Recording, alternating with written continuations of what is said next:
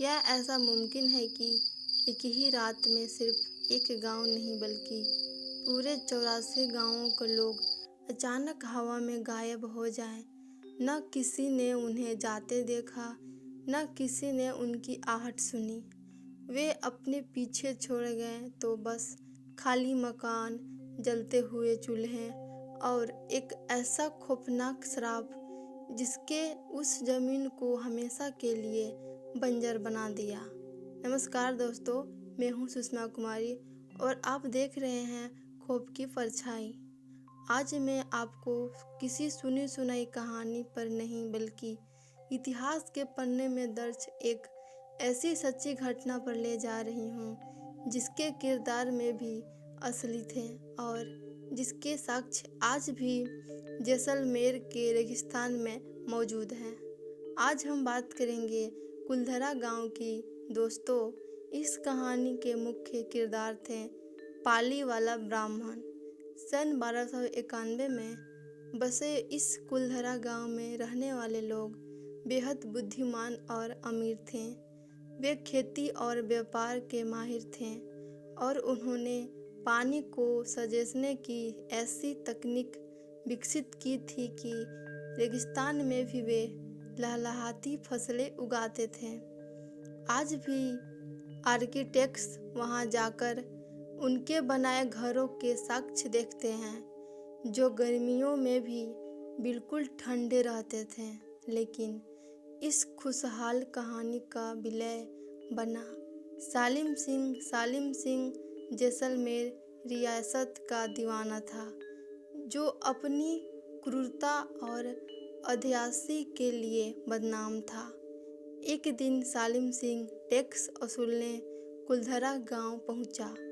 वहां उसकी नज़र गांव के प्रधान मुखिया की बेहद खूबसूरत बेटी पर पड़ी।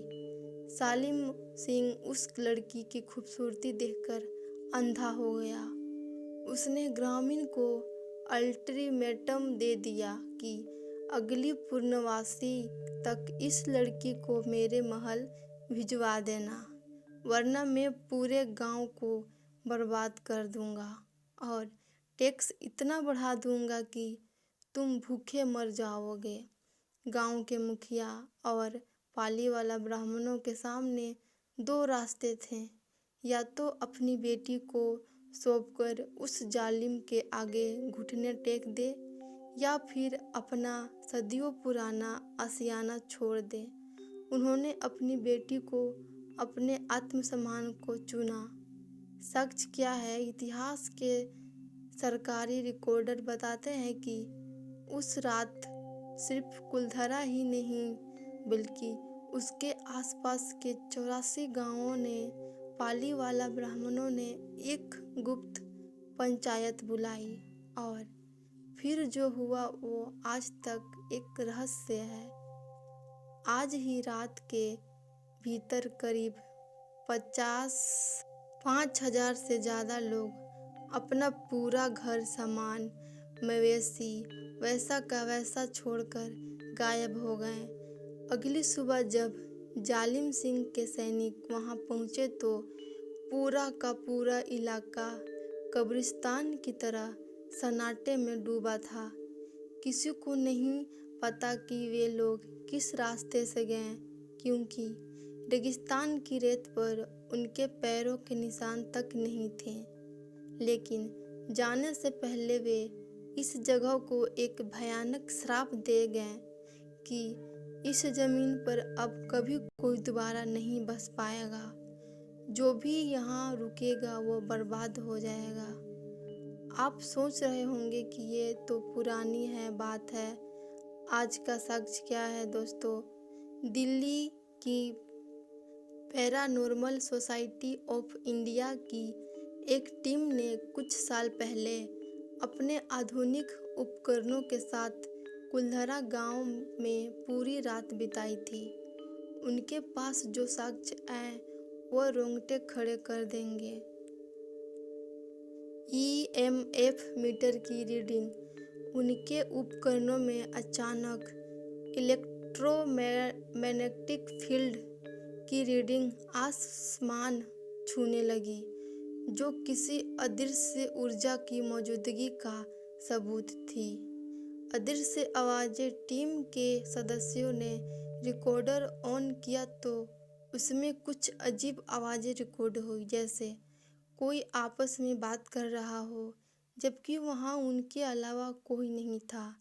गाड़ियों पर हाथ के निशान थे। जब टीम सुबह अपनी गाड़ियों के पास पहुंची तो धूल से भरी गाड़ियों के शीशे पर छोटे बच्चों के हाथों के ताजे निशान बने हुए थे।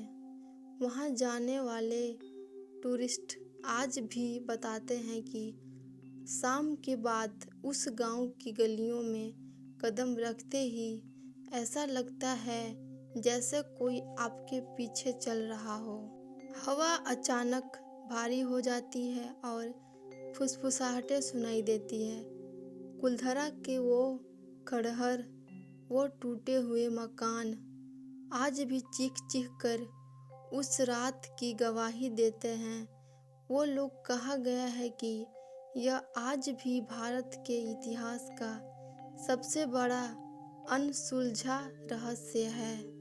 तो दोस्तों, खौफ की परछाई के आज के इस एपिसोड में इतना ही। किरदारों और साक्ष्यों से भरी यह सच्ची कहानी आपको कैसी लगी? क्या आपको भी लगता है कि उन 84 गांवों के लोगों की आत्माएं आज भी अपने घरों की रखवाली कर रही है? कमेंट में अपनी राय जरूर दें। वीडियो को लाइक करें, शेयर करें और अपने इस चैनल खौफ की परछाई को सब्सक्राइब करना ना भूलें।